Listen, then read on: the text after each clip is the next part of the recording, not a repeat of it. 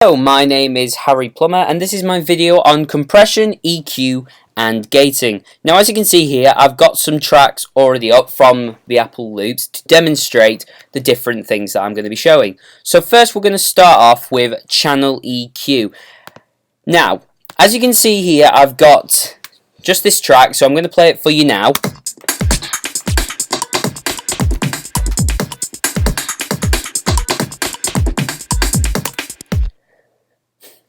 And as you can see, it's just a normal loop. But in my tracks, I want to boost the bass to make it more recognizable. So with this EQ here, as you can see, I've put a low pass filter on the lows.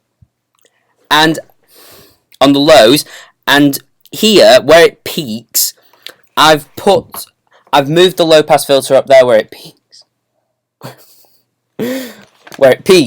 And I've also put the snares on there. Now that's just to make it sound more bassy. So if you listen to it now, you can hear that the bass is much more powerful, and so's the snare.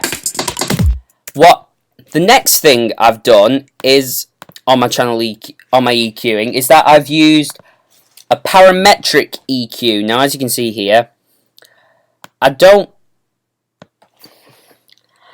want to make the hi-hats less brash and to make room for other things in that frequency range. So if we play it,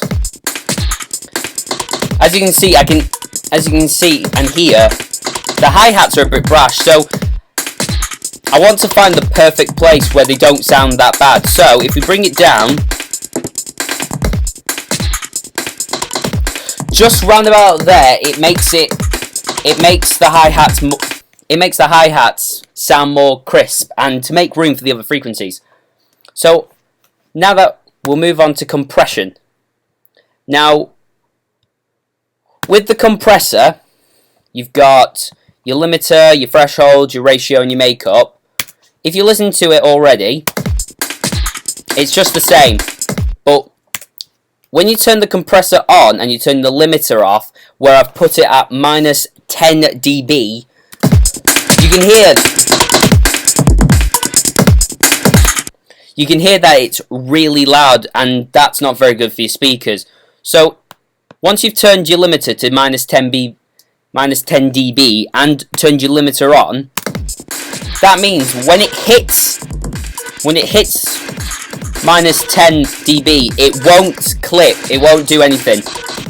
And with the threshold, the ratio and the makeup, where it is here, so that it won't clip as much there, but it will compress there perfectly. And also another compressor I've used is a multipressor, but it's kind of different to an actual compressor because it compresses frequency bands and EQing. So each one of these represents a frequency band, and I've moved them to the individual places that I thought was acceptable. So as you can see here, I've like shortened my low mids and expanded my high mids, and I've shortened my high lows and my lows, and so I've accented my high frequencies. Now we're going to go on to gating, but also I need to use distortion because I need to explain it. So as you can see here, I've got just a normal guitar loop.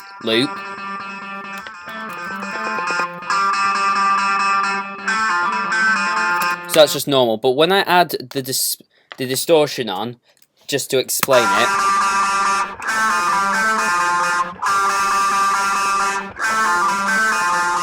you can hear it's got a bit of a buzz. So what the noise gate has done is I've set my threshold to minus 30 dB, and I've also changed my attack to 0 ms to make sure it's instant. So when I turn it on, you won't be able to hear that buzz. So every time he stopped, it'll just play fluently.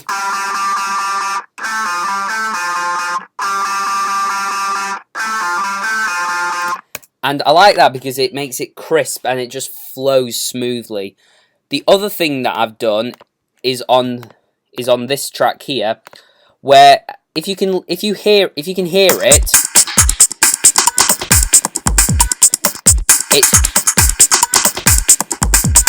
it sounds like it's got loads of reverb on it. So what I've done is I've used my noise gate and I've changed it to minus 16 dB for the threshold, and I've still kept the attack on 0 ms, but so that when the reverb, when you're meant to hear the reverb, it actually sounds like it's like there's no reverb, like it's just a normal track. So that's with it on, off. This is with it on.